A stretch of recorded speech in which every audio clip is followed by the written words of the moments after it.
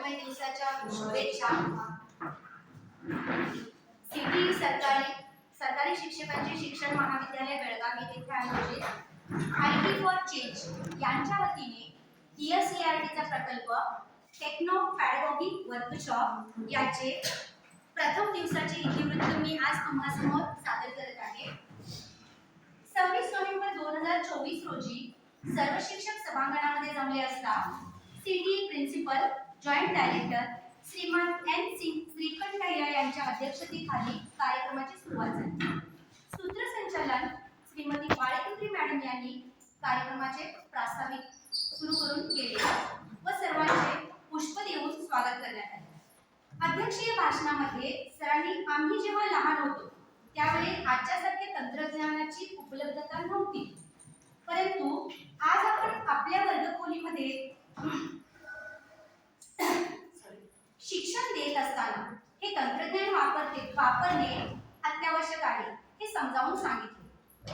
प्रथम सत्रामध्ये गुरुसरांनी आम्हा सर्व शिक्षकांना आपल्या ओघवत्या भाषेतून आकर्षित करून घेतले आणि भाषा शिक्षणाची उद्दिष्टे, भाषेची गोडी मनापासून विद्यार्थ्यांच्या मध्ये कशी निर्माण करावी, त्यांच्यामध्ये कल्पनाशक्तीला वाव कसा दिला पाहिजे हे सर्व सांगत भाषेची उद्दिष्टे पूर्ण करताना तुमच्यासमोर कोणकोणती आव्हाने येतात यावर चर्चा केली.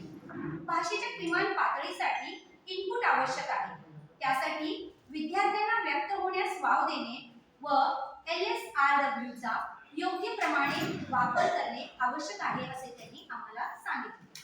चहा विरामानंतर आनंद सरांनी आधुनिक तंत्रज्ञानाच्या सहाय्याने सर्व भाषांच्या माध्यमातून ते मराठी, इंग्रजी, कन्नड व उर्दू शिक्षकांच्याकडून करून घेतलेल्या गोष्टी, त्यांचा कार्यक्रमाला आलेला प्रतिसाद सांगितला व कार्यशाळेत आपण काय काय करणार आहोत याचा देखील वृत्तांत थोडक्यात आमच्या समोर सादर केला.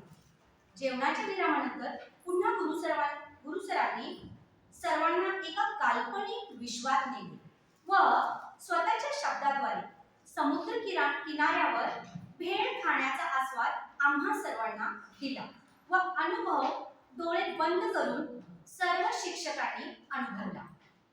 चहा विरामानंतर अर्जुन सरांनी सर्व शिक्षकांच्या हातातील भ्रमणध्वनीचा वापर या गोष्टी ऐकण्यासाठी केला की त्यामध्ये अँटिना पॉड या फ्री आणि ओपन सोर्सच्या ॲपला डाउनलोड केला व कथेचा खजाना जसा सर्वांसाठी उघडा करूनच आमच्या समोर ठेवला व इंग्रजी, मराठी या तेथून थेट कशा कथा ऐकाव्या व डाउनलोड कशा करून घ्याव्या याचे प्रात्यक्षिक आम्हा सर्वांना देण्यात आले. यानंतर रेहा शर्मा मॅडम बँगलोर यांच्याशी डिजिटल भेट घडवली. मॅडमनी सर्व शिक्षकांना सुरुवातीला एका गोष्टीच्या आधारे मध्यंतरातील व शेवटच्या टप्प्यामध्ये आपण विद्यार्थ्यांचे अवधान खेचून घेण्यासाठी कोणकोणत्या प्रकारच्या ऍक्टिव्हिटीचा वापर करू शकतो हे प्रात्यक्षिकरण आम्हा सर्वांना करून दाखवले. यासाठी कचऱ्याचा ढीग या एका गोष्टीचा आधार येथे घेण्यात आला.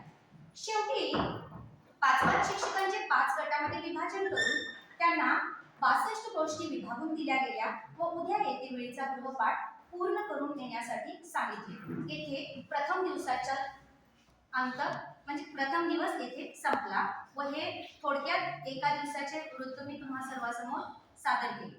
थँक्यू.